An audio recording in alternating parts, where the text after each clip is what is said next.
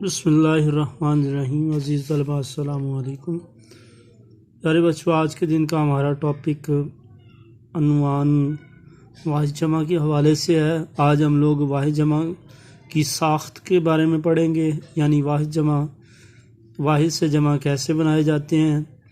تو عزیز طلباء، اس سے پہلے کہ ہم لوگ واحد جمع کی اصول پڑھیں، اس سے پہلے ہمیں واحد اور جمع کے بارے میں علم ہونا ضروری ہے۔ اور سب سے پہلے واحد کے بارے میں بات کرتے ہیں۔ تو عزیز طلباء، اردو ادب میں تعداد کے تعین کے لیے، تعداد کے شمار کے لیے، کسی چیز کے تعداد کے اعداد و شمار کے لیے جون سے الفاظ استعمال کیے جاتے ہیں وہ واحد جمع کے ہیں۔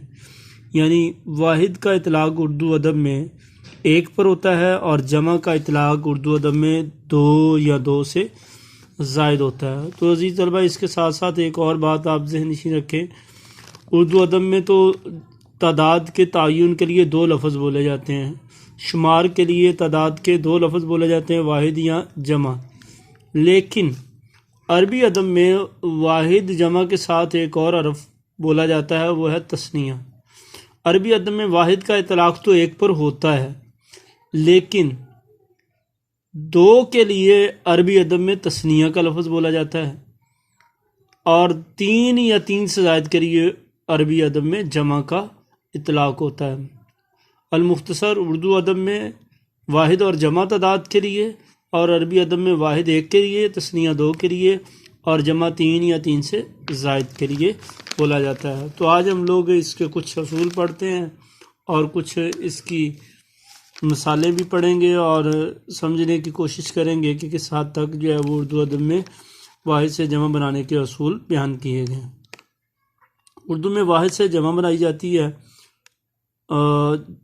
کچھ اصول پڑھتے جا رہے ہیں ہم لوگ، توجہ کے ساتھ آپ لوگ ان کو ذہن نشین کریں اور سمجھیں۔ جن مذکر اسموں کے آخر میں مذکر اسموں کے اسم و اسم کی جمع آخر میں الف آیا ہو، ان کی جمع بنانے کے لیے الف کو بڑی یا سے بدل دیتے ہیں، یعنی بڑی یا سے بدل دیتے ہیں۔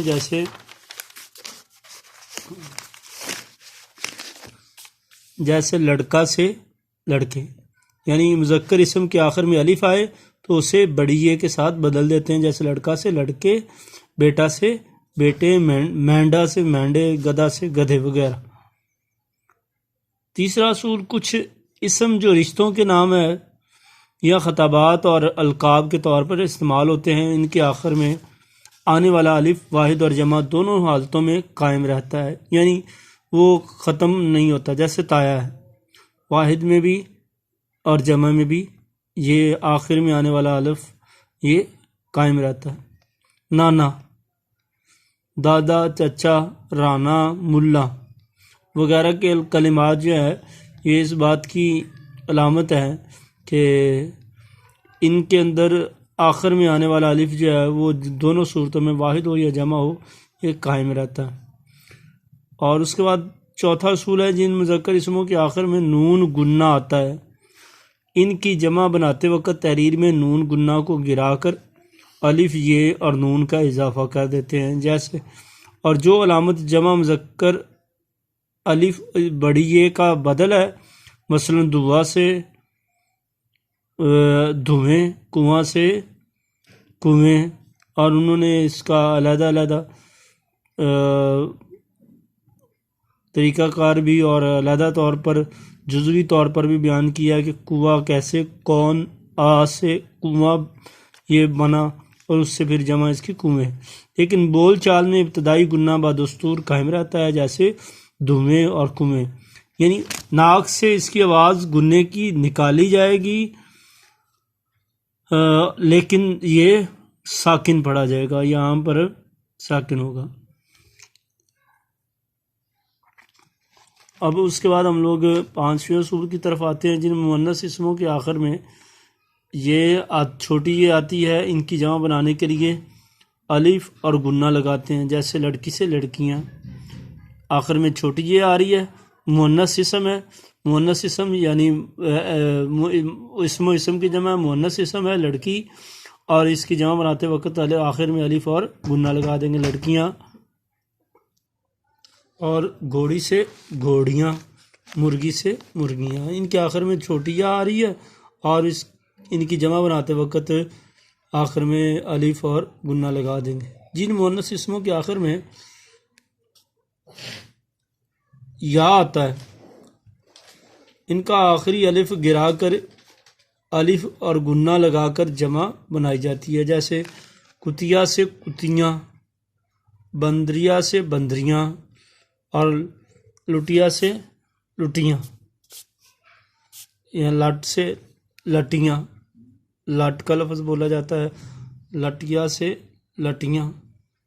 اسی طرح ساتواں ہمارے پاس اصول ہے جن مؤنث اسموں کے آخر میں، یہاں پر ہم لوگوں نے اصول پڑھا تھا جن مؤنث اسموں کے آخر میں یا آتا ہے، اور یہاں پر ہے یا الف کے ساتھ، اور یہاں پر صرف چھوٹی یہ نہیں ہوتی، ان کی جمع بناتے وقت صرف الف اور یہ اور نون گنہ لگاتے ہیں، جیسے میز سے میزیں، این لگا دیتے ہیں، میزیں، اور عورت سے عورتیں، ماما سے مامائیں۔ لیکن اگر ایسا اسم مؤنث الف یا ہا ہے پر ختم ہو تو الف مدہ یہ اور نون گنہ لگاتے ہیں، مثلا خالہ سے خالائیں، خالائیں۔ جن مؤنث اسموں کے آخر میں نون گنہ آتا ہے ان کی جمع بناتے وقت تحریر میں نون گنہ دور کر کے یہ اور نون گنہ بڑھا دیتے ہیں، جیسے جوں سے جوئیں، بھوں سے بھویں۔ لیکن نون گنہ سے پہلے الف ہو تو این لگاتے ہیں، الف یہ نون گنہ لگا دیتے ہیں، مثلا ماں سے مائیں، یعنی ان کے آخر میں نون گنہ سے آخر پہلے جو ہے وہ الف ہے، تو اس وجہ سے آخر میں الف اور یہ اور نون لگا دیں گے، ماں سے مائیں۔ اس کے بعد جمع مؤنث جن مؤنث اسموں کے آخر میں حمزہ اور بڑیے یعنی حمزہ بڑیے ہوں ان کی جمع بناتے وقت بڑیے کو گرا کر الف یہ اور نون گنہ بڑھا دیتے ہیں، جیسے گائے سے گائیں، رائے سے رائیں۔ اردو بول چال میں عربی کی بہت سی جمع استعمال ہوتی ہیں، عام عربی اسماء اور ان کی جمعوں کی ایک فہرست حروف تہجی کے اعتبار سے نیچے دی گیا۔ اب عربی کی کچھ جمع ہیں، ہم لوگ ان کو پڑھتے ہیں اور دیکھتے ہیں ان کے متعلق عربی ادب میں کون سی جمع استعمال کی گئی ہیں۔ اسلوب، اسالیب، افق، آفاق، اقلیم، اقالیم، امر، امور، اوامر۔ امر کی دو جمع یہاں پر ذکر کی گئی ہیں، ایک تو امور بھی ہے اور دوسری اوامر ہے۔ استاد کی جمع اساتذہ، اکبر، اکابر، امام، آئمہ، امیر، امراء، امیر کی جمع امراء ہے۔ اعلیٰ، آلات، اسم، اسماء، ادب، آداب، اول، اوائل۔ آپ لوگ دیکھ رہے ہیں یہ کچھ الفاظ کے اوپر ریڈ کلر کے اندر ٹک لگایا ہوا ہے، یہ نشان لگایا ہوا ہے۔ آپ لوگوں کو جون سے الفاظ پڑھنے میں مشکل ہو یا جو الفاظ ایسے محسوس ہوں کہ ان کو یاد کرنا قدر مشکل ہے، آپ ان الفاظ کے اوپر نشان لگا لیں۔ نشان لگا لیں گے تو یقیناً آپ کی نظر سب سے پہلے ان الفاظ کے اوپر پڑے گی، اور جتنی بار آپ انہیں دیکھیں گے آپ کے لیے انہیں یاد کرنا آسان ہو جائے گا۔ تو یہ آپ کی آسانی کے لیے یہ بتایا جا رہا ہے، کسی بھی چیز کی مشکل ہو تو اسے ہائی لائٹ کر لیں تو یقیناً وہ چیزیں بآسانی یاد بھی ہو جاتی ہیں۔ اعلیٰ سے آلات، اسم سے اسماء، ادب سے آداب، اول سے اوائل ہے۔ اب سے آبا، اب کی جمع آبا ہے۔ اثر، آثار اور اثرات۔ اثر کی دو جمع، آثار اور اثرات۔ آخر، اواخر۔ اختراع، اختراعات۔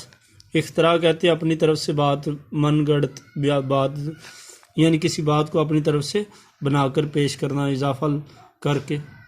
اختراعات، ادیب، ادبا، اشارہ، اشارات، امت، امم۔ امت کی جمع امم ہے، اس کے پڑھنے میں مشکل ہو سکتی ہے۔ علم، علام۔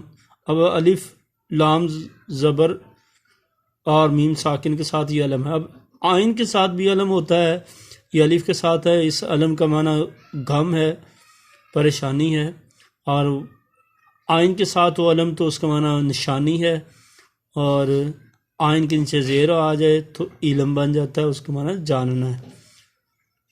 حروف کے اندر، الفاظ کے اندر اس چیز کے اوپر غور کیا کریں کہ اس کا تلفظ کیسے کیا گیا ہے۔ آپ لوگوں کو اس چیز کا علم ہونا ضروری ہے کہ زبر زیر پیش کی طرف بدلنے سے الفاظ کے معانی بدل جاتے ہیں اور بات کہاں سے کہاں پہنچ جاتی ہے، تو اس چیز کا خیال رکھا کریں۔ آفت، آفات، آیت، آیات، آیت کی جمع آیات ہے، بخار، بخارات، باب، ابواب، باب دروازے کو کہتے ہیں، ابواب اس کی جمع ہے، بحر، بحور، برکت، برکات، بدن، ابدان، برہان، براہین، برج، بروج، تاجر، تجار، تجربہ، تجربہ، تجربات، تجویز، تجاویز، تبرک، تبرکات، تاریخ، تواریخ، تدبیر، تدابیر، ترجمہ، تراجم، ترکیب، تراکیب، تفصیل، تفاصیل، اور تجلی، تجلیات، تحفہ، تحائف، توقع، توقعات، ثمر، اثمار، ثابت، ثوابت، جرم، جرائم، اور جرم، اجرام، جرم، جرائم، جرم کی جمع جرائم بھی ہے اور جرم اجرام بھی ہے، دو طرح کی جمع ہے، آپ نے اس چیز کا خیال رکھنا ہے۔ جنس، اجناس، جانب، جوانب، جواب، جوابات، جزیرہ، جزائر، جاہل، جہالہ، جاہل کی جمع جہالہ ہے، جذبہ، جذبات، ابو ہریرہ کے جریدہ، جرائد، جنات، جوہر، اب جن کی جمع جنات ہے، جوہر، جواہر، جہت، جہاد، جسم، اجسام، جد، اجداد، جز، اجزاء، جز کی جمع اجزاء ہے، جیل، جبل، جبال، جبل پہاڑ کو کہتے ہیں، حاجت، حوائج، حاجت کی جمع حوائج، حاجی، حجاج، حادثہ، حوادث، حادثات، حاضر، حاضرین، خیزار، حبیب، احباب، حدیث، احادیث، حکمت، حکم، حکمت کی جمع حکم ہے، اس چیز کا آپ نے خیال رکھنا ہے، حکمت کی جمع حکم، حد، حدود، حق، حقوق، حجاب، حجابات، حضرت، حضرات، حقائق، حکایات، عشرہ، حشرہ، عشرہ، حشرات، حرف، حروف، حاسہ، حواس، حاسہ، حواس کی واحد ہے، حواس انسانی حواس، حواس خمسہ جنہیں کہا جاتا ہے، وہ 5 حواس ہے۔ حکم، احکام، حاکم، حکام، حقیقت، حقائق، حجت، حجج، حافظ، حفاظ، حکیم، حکماء، حاشیہ، حواشی، اور حصہ، حصص، حصہ کی جمع حصص، خلق، اخلاق، یا خلق، اخلاق بھی ہو سکتا ہے، خلق، اخلاق، خط، خطوط۔ تو عزیز طلبہ، یہاں تک آپ لوگ واحد جمع یاد کریں گے، پیج نمبر 27، 28 اور 29 کا فرسٹ ہاف آپ لوگ یہ واحد جمع یاد کریں گے اور اس کے اصول یاد کریں گے، اور انشاءاللہ یہ تھا ہمارا آج کے دن کا لیکچر، اور انشاءاللہ نیکسٹ ٹاپک کے ساتھ کل ملتے ہیں۔ کل تک کے لیے اللہ حافظ، السلام علیکم۔